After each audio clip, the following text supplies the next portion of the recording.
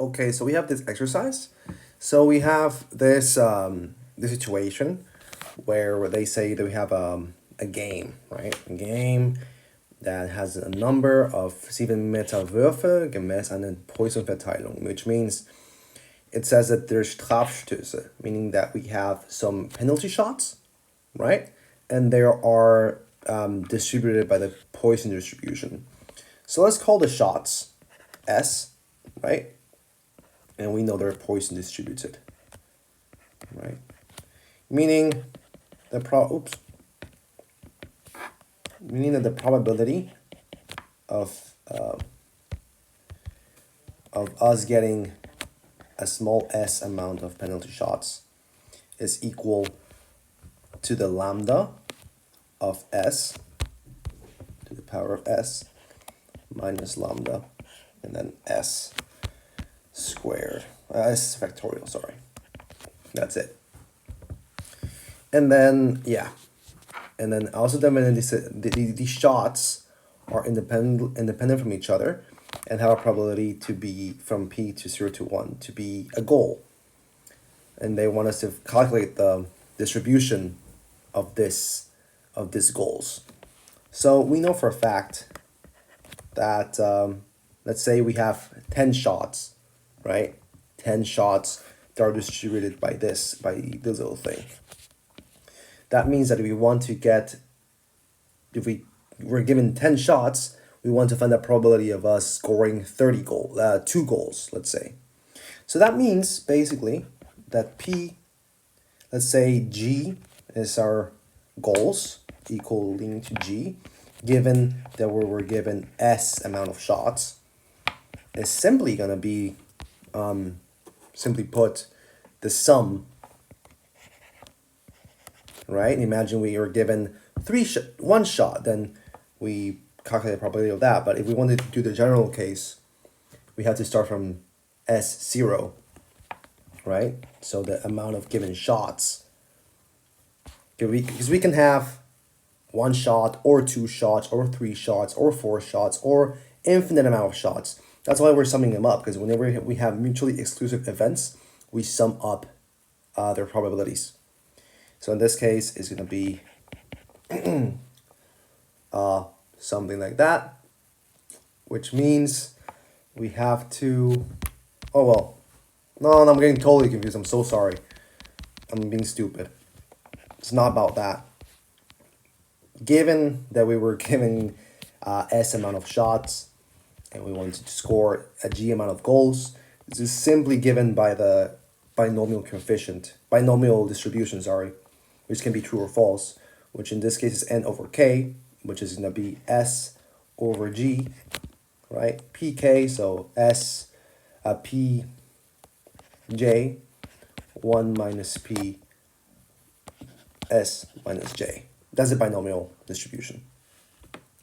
And we know for a fact that to find this, we have to use the law of total probability, which can be described as this, right? G equaling G, S equaling S times the probability of S. That's basically it. So now we want to solve. The first thing we want to note is that S equals 0, right? Shots is equaling 0. But if we want to have, let's say we have 0 shots and we want to get 3 goals, we can't do that because we don't have the shots given to us to take the goals at least. So the amount of goals has to be at least the amount of shots that we have. So what we do is we simply rewrite this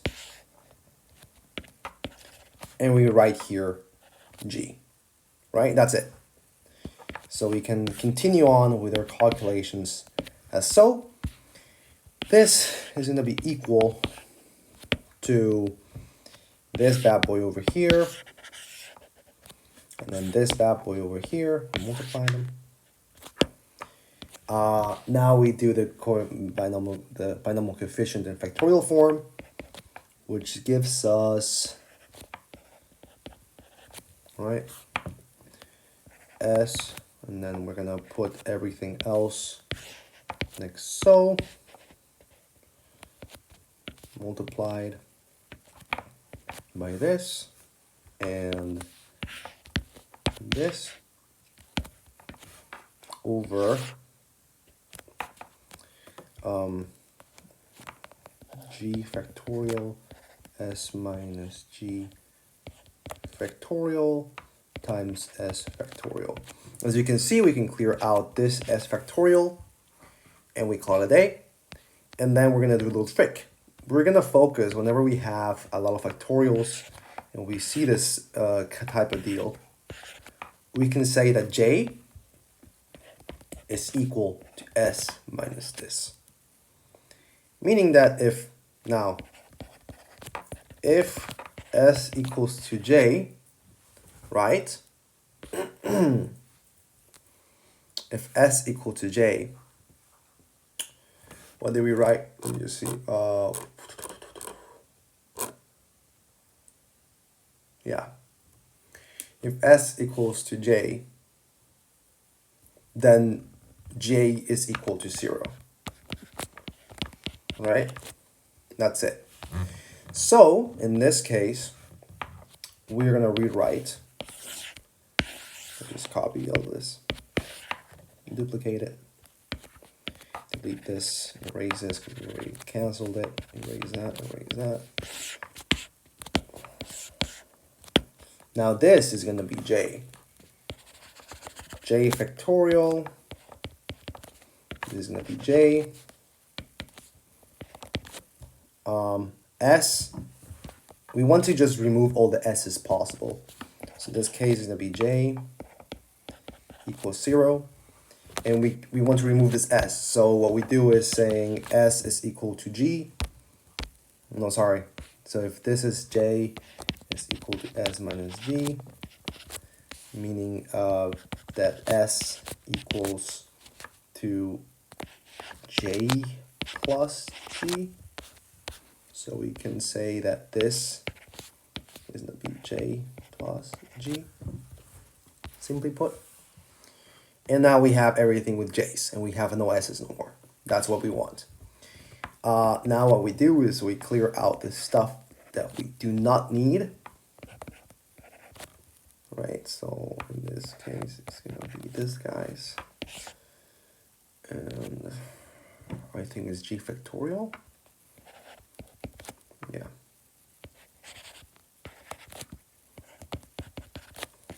So we're going to get 1 minus p j and j and j. This means this is equal. Well, we can just rewrite this as simply put this to the power of j. And we can see that this is just exponent. This is going to be the following. Let me show you. Right, this is going to be, as per usual, the Euler's number to the power of this. Whenever we have j here, and j here, we can just do 1 minus p lambda, and we're done. That's basically our thing. So we can see, and we continue on by simplifying this guy and this guy. We see that's pg e lambda minus lambda p minus lambda. It's now bg, meaning we have lambda p to the power of g, e minus lambda p, and then g. As you can see, this is simply put that g is the Poisson distribution, or we have this. And that's it. We have found the distribution of g, basically. So yeah, that's pretty much it for this exercise. Pretty easy, not that difficult. It was just a bit confusing with this little part of the indexes, but yeah, it's doable. Okay, so this is the last one we have. Really quick, we can do this really quickly. It says here that every day we get 666 people in a store called Gauss, Coastal Gadgets, whatever, to get their Halloween stuff, right? They have seen that each client buys something with a probability of 0.13%. And for the cost, they buy this costume with it because it's so creepy, whatever. So they want us to find the probability in a day of selling pumpkin heads, that is pumpkin heads things. So we have to understand that out of 666 people, we want to find the probability of each of these buying or not buying a thing. And we know that P is this by probability. So this is simply, let's say that sales on a day is declared as S, and we can know this is binomially distributed because this can be either true or false, and the probability is going to be 0.0013, I think it is. That's it. That's what they want, so pretty much whatever. It's really not that big of a deal.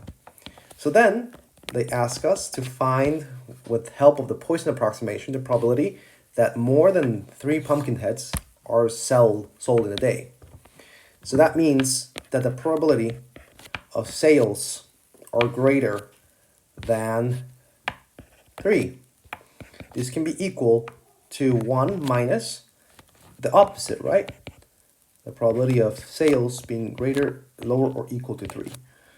So we can do 1 minus, and then we can do P S equal to 0 plus PS equal to 1, or PS equal to 2 plus PS equals to 3. Right? In this case, as n is big, it's big, and the probability is really, really small, we can use the Poisson approximation, but simply put that we know for a fact that lambda is going to be NP, meaning that we have 666 times whatever that value is. So we do 666 times 0.0013 in the calculator. We get 0.8658. And now we put that into our function. So the Poisson function is going to be 0.8658, right? In this case, it's going to be to the power of k times e minus 0.8658. And then there's going to be k, where we want to do the sum of these up to 3, where k begins at 0. That's pretty much what we want to do. So let's do that real quick in the calculator.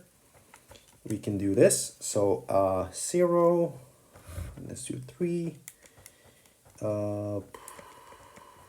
Okay, there we go. 0.8658 to the power of k times e to the power of minus 0.8658, and then k, oops, syntax error. What is syntax error here? Oh. So this little guy is going to be equal to 0.98816. So if we subtract this, which is this guy here, 1 minus 0.98816 is going to be equal to 1 minus answer times 100%. That gives us around 1.18% probability.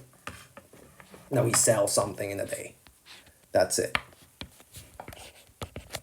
Now let's do number 3.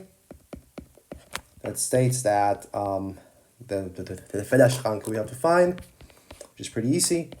The probability of S growing greater than or equal to 3 minus the probability that N is greater than 3 is lower or equal to this, right? Which can be given by NP N, MP N, and this is MP squared. And multiplying with our values, we get 0.0011. And that's pretty much our Fehlerschranke. So this means that the true probability is between 0. Divided by 100 divided by, it's going to be 0.0118 plus minus 0.0011. So that's basically like an estimation of the error that we have around the thing. So yeah, that's pretty much with this exercise, and yeah.